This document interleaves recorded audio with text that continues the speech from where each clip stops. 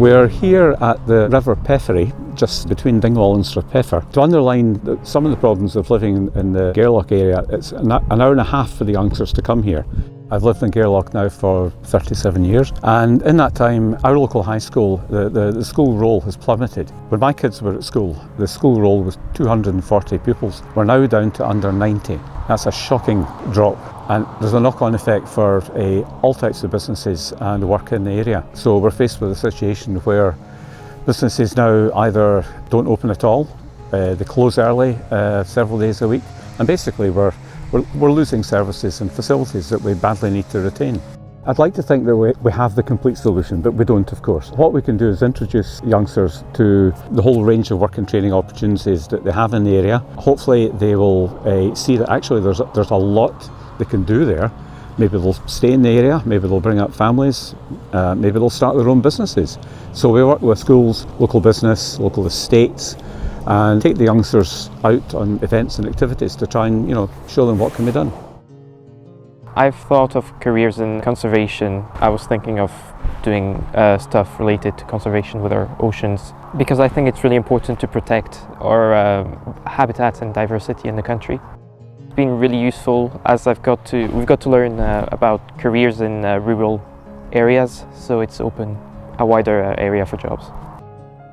This was a good trip to learn and understand what we can do to put in place all of these reduce climate change and all those little steps. And so I found this day very interesting because you could just actually learn about what we could genuinely do, and it's local places and it actually makes an impact. All of our kids come from a rural area, which means that rural careers are something that they know and they see, but they don't necessarily know the pathways to get there. One of the really nice things is, because we've got these subjects at school that I'm teaching a lot of the time on the local area, I'm teaching on local case studies, this then allows us to get out and see those local case studies in real life. And it's also about learning that the jobs in the rural sector are at all different kind of academic levels, so that there's jobs for people who want to leave school at 16 and go straight into those.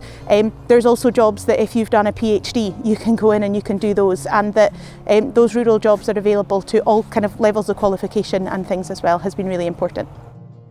Countryside Learning Scotland is a really innovative project, and it's one that we really liked because it was a really joined up approach to supporting young people in the countryside. So the project not only worked with the young people to raise awareness of the different types of rural career opportunities that are available, they also worked with local businesses and delivered training to them to help them to support young people in the workplace, and they also delivered CPD training to teachers as well. So it was a real holistic approach to supporting the employment opportunities for young people in the countryside. Funding is the be-all and end-all, really. Without the funding, projects like Countryside Learning Scotland couldn't work, they couldn't proceed. A vital part of Countryside Learning Scotland's programme came from the funding which we obtained from the Royal Countryside Fund, £12,500, which has been really important in allowing us to pursue the project.